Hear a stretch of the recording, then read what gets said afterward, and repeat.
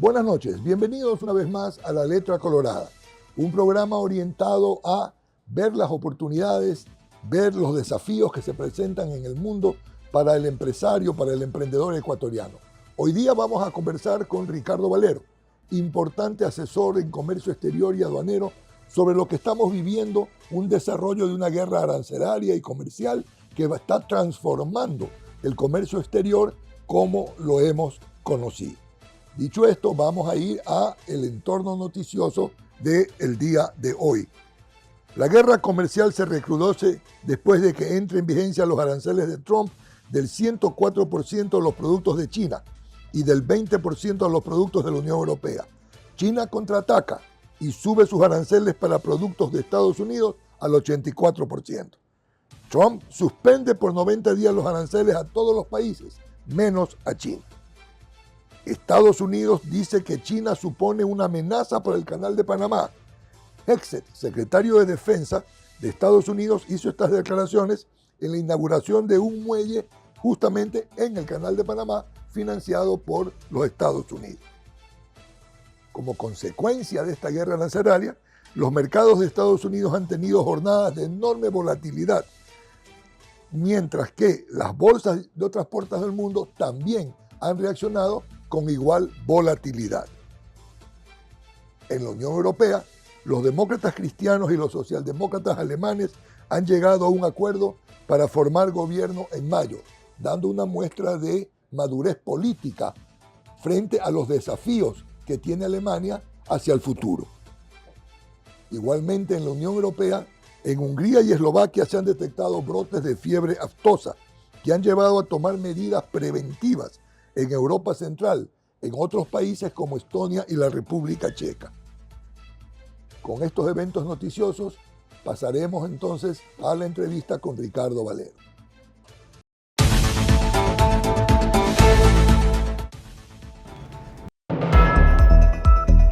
En un mundo donde el tiempo es oro y la información es poder, en Última Hora Ecuador, lo importante al instante.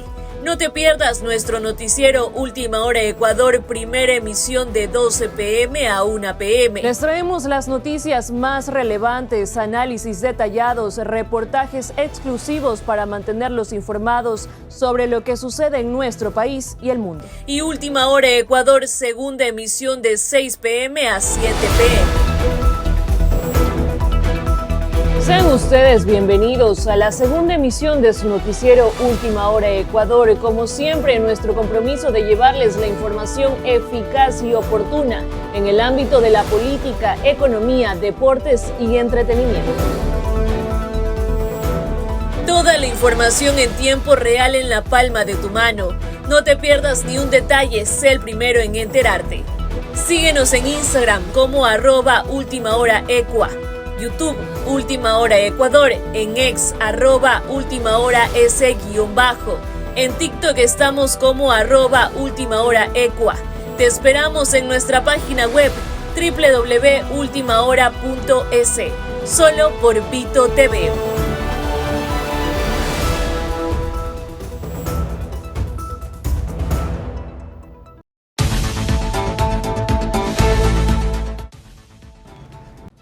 Iniciamos la entrevista con Ricardo Valero, un experto en comercio exterior y en aduanas, en temas aduaneros. En un momento en que en el mundo se está debatiendo sobre una guerra arancelaria que se ha transformado en una guerra comercial. Ricardo, estas decisiones que ha tomado y sigue tomando el presidente Trump significan un pateo al tablero de las reglas del juego del comercio internacional como lo conocemos hasta ahora.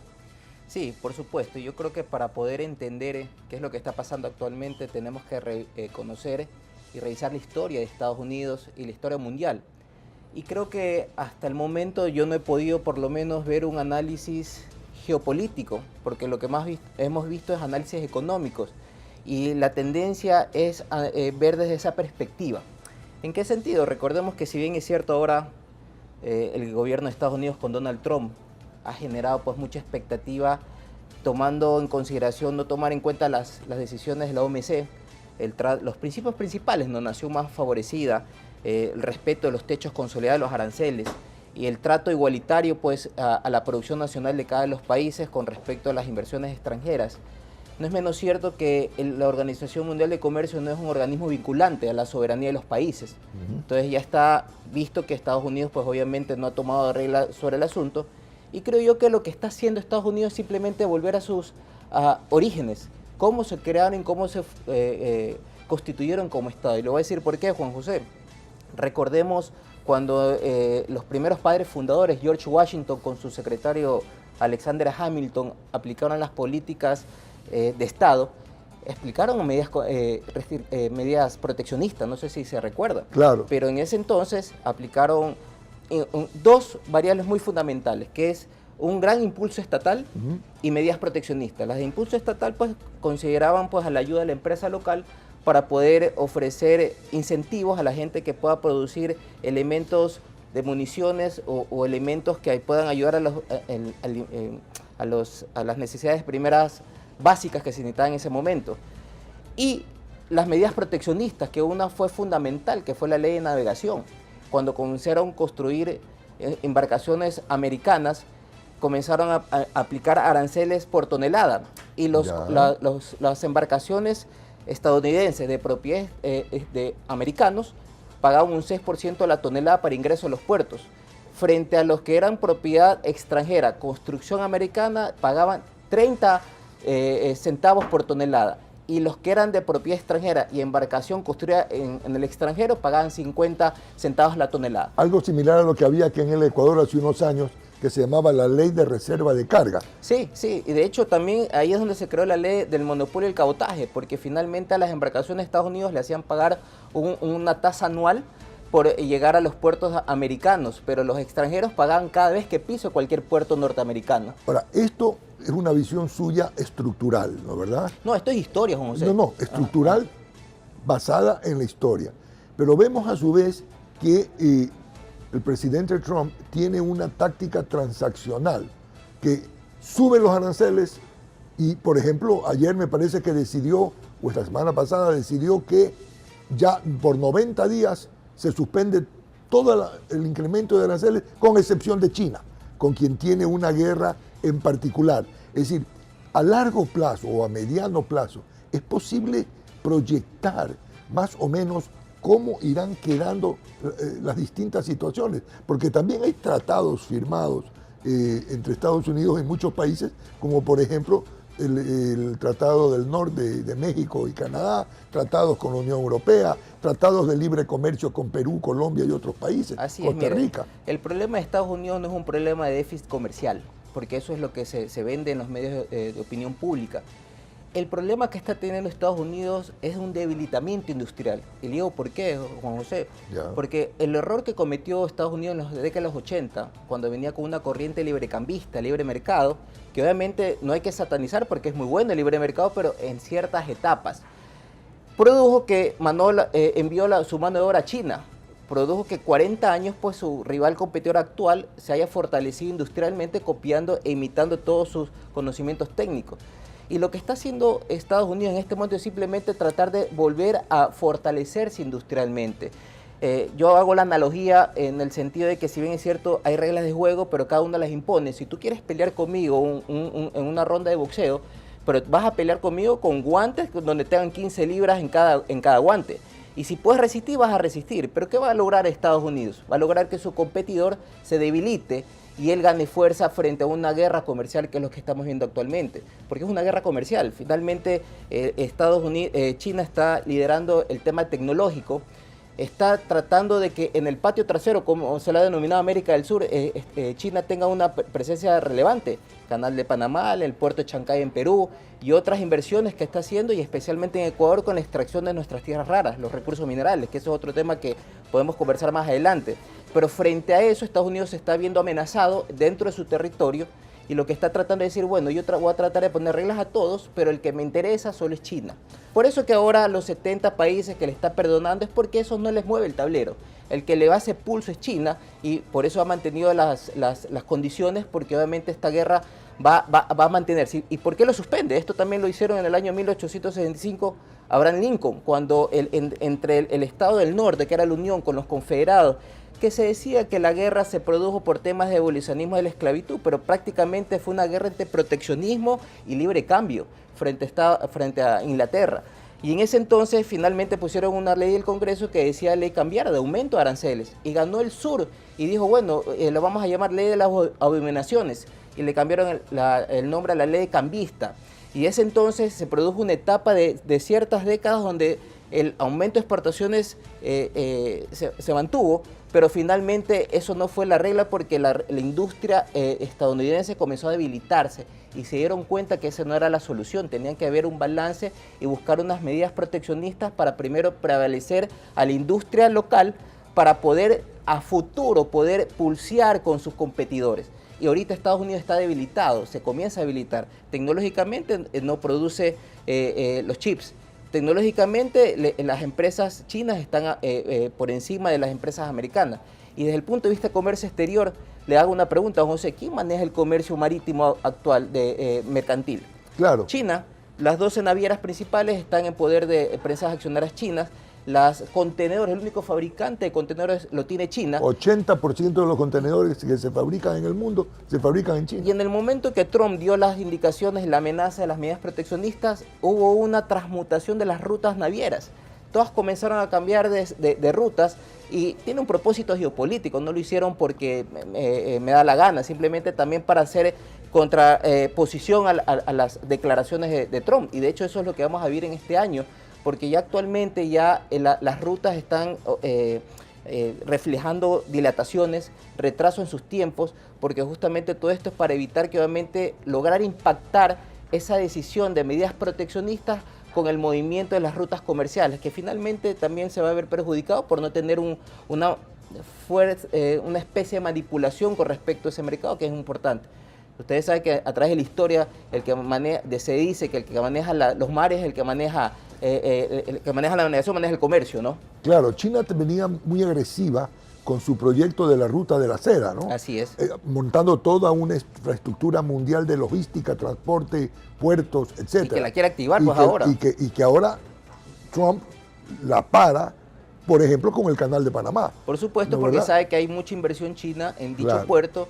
En América del Sur también hay mucha inversión china. En ese contexto, en ese movimiento de piezas que se va a dar, en ese juego de ajedrez, en esa guerra, va a haber un proceso de ajuste que va a significar quizás momentáneamente una reducción en el comercio exterior y en los volúmenes de carga que se transporta, que va a significar un problema en las economías de los distintos países al reajustar, por ejemplo, en los temas que tienen que ver con nearshoring, etcétera. Es decir, y que esto se refleja en la bolsa de valores, la incertidumbre que hoy se vive en las bolsas de valores del mundo, que suben y bajan, y que, según he escuchado denuncias de parlamentarios americanos, se presta también para mucho trading con inside information, como llaman ellos, que tiene que ver con temas de corrupción.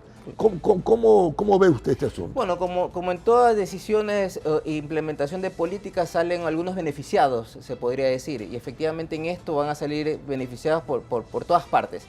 Pero prácticamente lo que hay que reconocer y tener en cuenta que lo que quiere Estados Unidos no es tanto recuperarse comercialmente, lo que quiere es recuperarse industrialmente.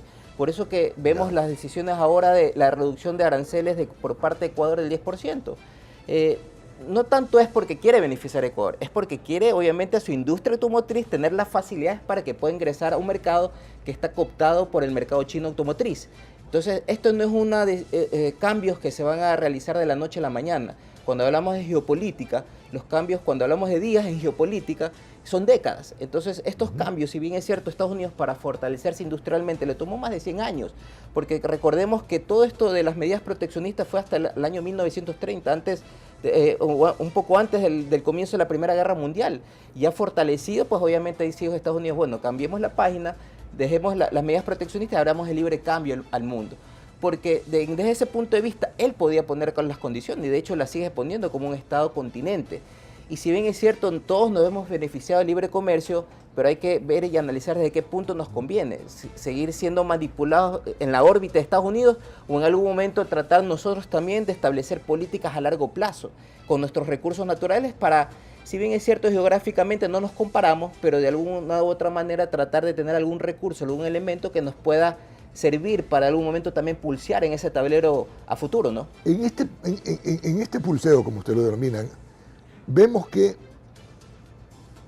las negociaciones, la guerra, está concentrada entre Estados Unidos, China y algo la Unión Europea. Sin embargo, otra gran potencia en el mundo ni se la oye, Rusia.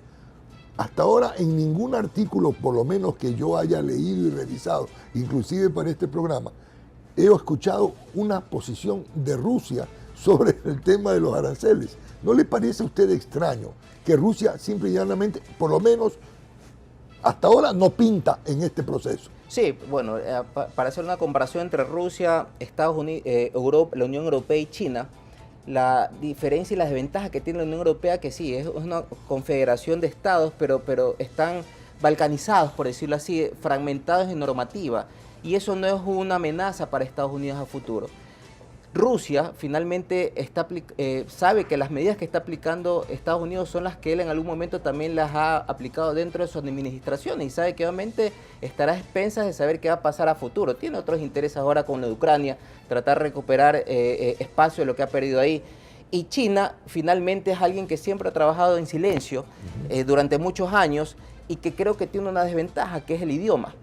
Porque por el idioma no ha podido captar todo lo que Estados Unidos lo ha hecho a través del idioma inglés.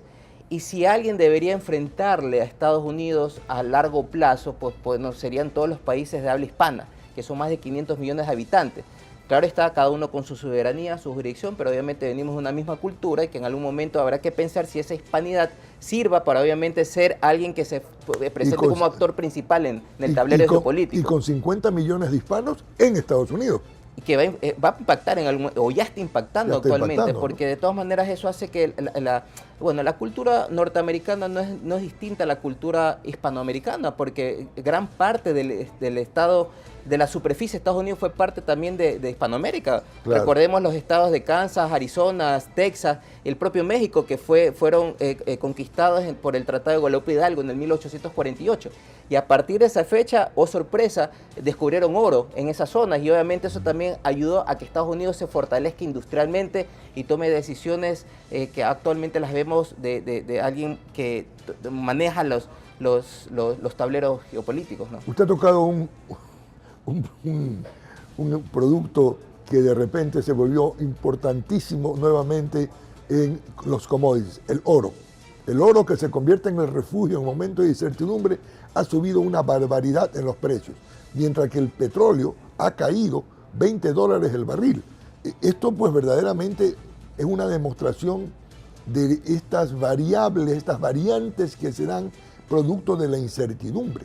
Así es. Bueno, el oro creo que es un metal precioso que tiene una valorización que se va a mantener y se va a sostener sobre el tiempo. Petróleo obviamente por los diferentes contendores en las partes a nivel mundial, pues obviamente ahí son los que finalmente definen el precio. Y lo que hay que tener en cuenta en nosotros como Ecuador y nuestra región, que siendo una región de tantos recursos naturales, deberemos nosotros analizar hasta qué punto eso también nos puede servir a nosotros en aplicar una política de largo plazo, para saber que no simplemente seamos un país extractivo, donde sean otros que se nos lleven nuestros recursos naturales, sino que nosotros mismos también trabajarlos, imitar lo que ha hecho Estados Unidos, imitar lo que ha hecho China, que ha hecho Japón, que ha hecho Alemania, que es imitar empresas, imitar conocimientos para de esa manera nosotros podernos convertir en especialistas en alguna región y que nos sirva para fortalecernos industrialmente, porque creo que cada nación lo que busca es no solo mejorar su economía, sino fortalecerse industrialmente. Si estamos fortalecidos industrialmente, podemos tomar decisiones a nivel internacional y no solo que nos pongan las reglas de juego, sino también nosotros poner las reglas de juego, ¿no? Bueno, eso nos trae justamente a analizar cómo todos estos cambios que están sacudiendo a la economía mundial y a la geopolítica mundial, a los cuales hay que sumarle la dinámica del cambio tecnológico y la dinámica del cambio climático, que generan un cóctel de difícil predicción de qué sabor va a salir con el tiempo. ¿Cómo nos impacta en el Ecuador? Vemos, por ejemplo, que se puso el arancel del 10%, pero que está suspendido por 90 días. pero que inmediatamente el Ecuador respondió en una actitud proactiva, me parece inteligente, de negociar con Estados Unidos, pero además como un gesto bajar el arancel a los vehículos, me parece, así es, al 10%. Pero ya los aranceles quedan abajo, pero todavía no está el arancel puesto a los productos que se venden de Ecuador a Estados Unidos, con quien Ecuador no tiene un tratado de libre comercio. No, y eso es algo que también tenemos que nosotros poner sobre la mesa.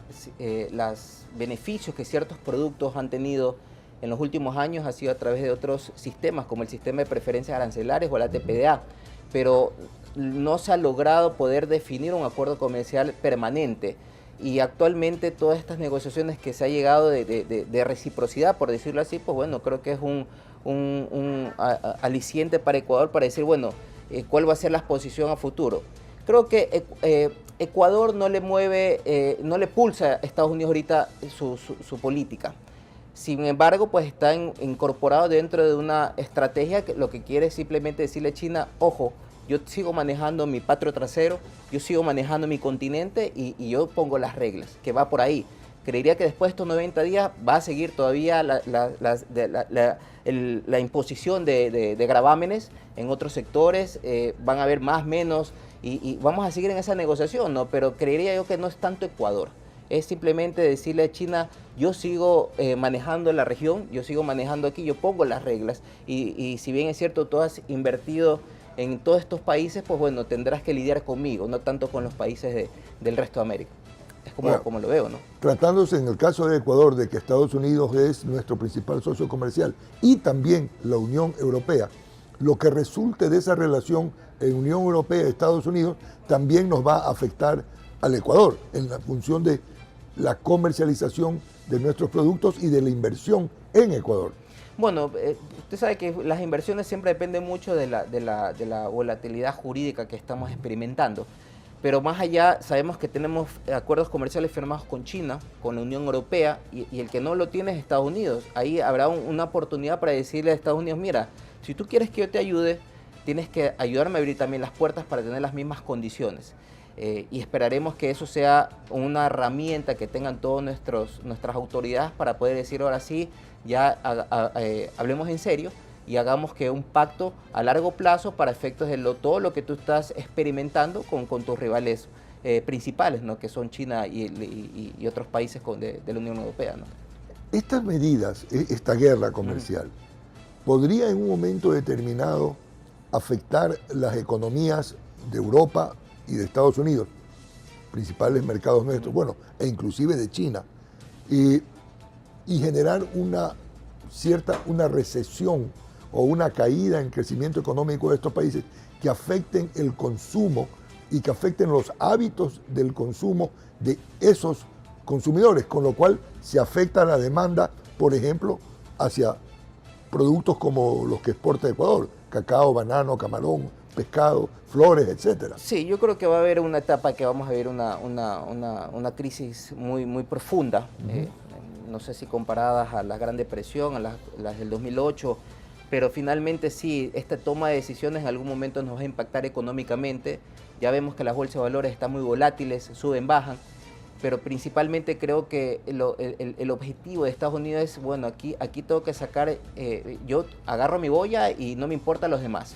Lo que pasa en el mundo va a pasar, si bien es cierto, ahora se aboga por el trato igualitario, la nación más favorecida, etcétera, etcétera, pero para Estados Unidos, no solo para Estados Unidos, creo que en la tesis geopolítica se sabe que en las relaciones internacionales es una ficción jurídica esto que todos los estados somos iguales.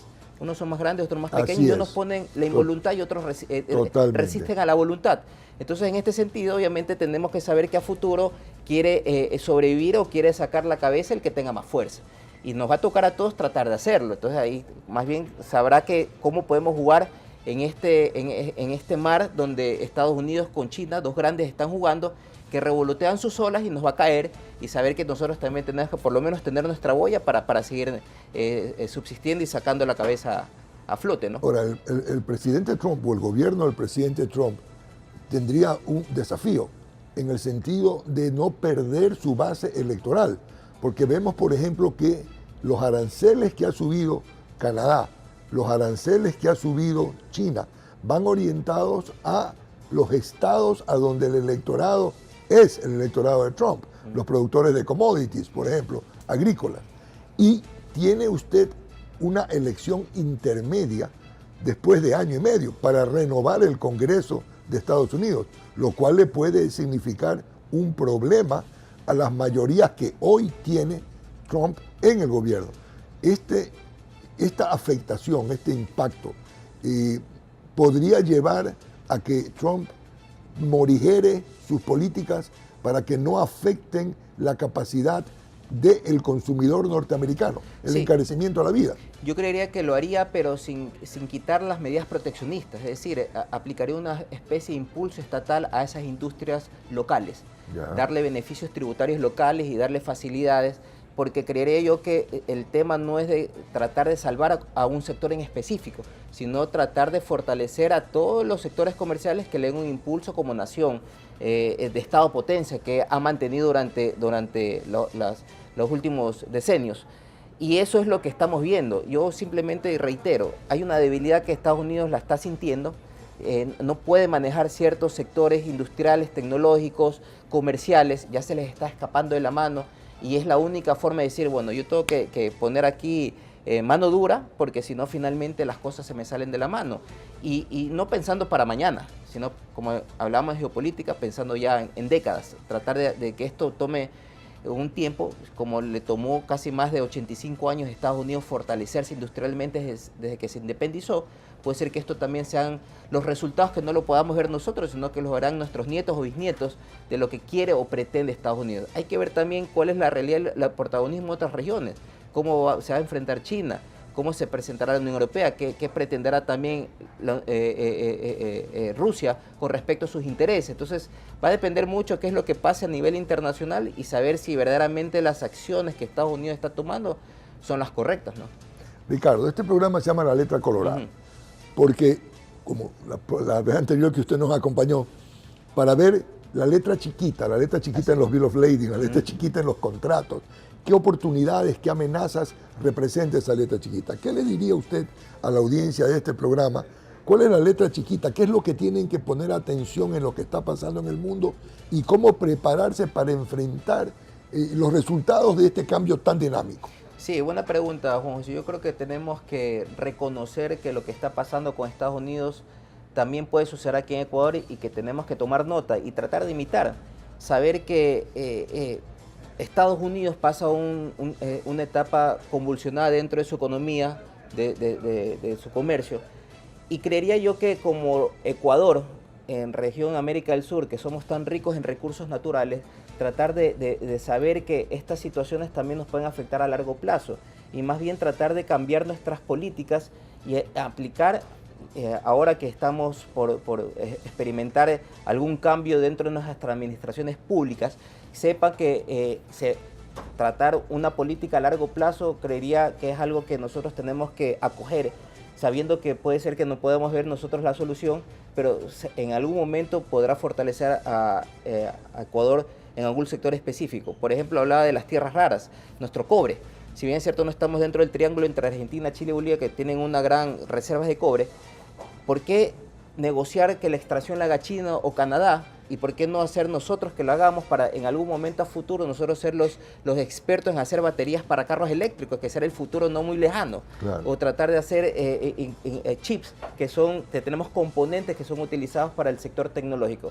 Eso es la única forma en que nosotros podemos pensar a futuro para ver cómo podemos fortalecer nuestra nación y que haya un cambio en nuestra economía. Si seguimos dependiendo, si bien es cierto, de los libre comercio, que da frutos en cierto sentido, como Estado, como país, no vamos a encontrar esa fortaleza porque no vamos a tener que negociar. Simplemente vamos a entregar materias primas, pero cuando se tengan que tomar decisiones a nivel mundial, Ecuador no va a estar entre los actores principales.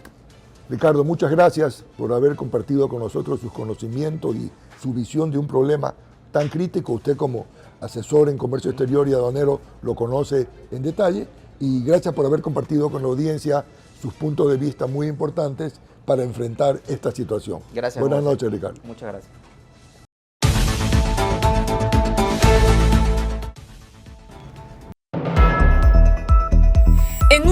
momento donde el tiempo es oro y la información es poder. En Última Hora Ecuador, lo importante al instante. No te pierdas nuestro noticiero Última Hora Ecuador, primera emisión de 12 p.m. a 1 p.m. Les traemos las noticias más relevantes, análisis detallados, reportajes exclusivos para mantenerlos informados sobre lo que sucede en nuestro país y el mundo. Y Última Hora Ecuador, segunda emisión de 6 p.m. a 7 p.m. Sean ustedes bienvenidos a la segunda emisión de su noticiero Última Hora Ecuador. Como siempre, nuestro compromiso de llevarles la información eficaz y oportuna en el ámbito de la política, economía, deportes y entretenimiento. Toda la información en tiempo real en la palma de tu mano. No te pierdas ni un detalle, sé el primero en enterarte. Síguenos en Instagram como @ultimahoraecua. YouTube, Última Hora Ecuador, en X, @ultimahoras_. En TikTok estamos como @ultimahoraecua. Te esperamos en nuestra página web www.ultimahora.es, solo por Vito TV.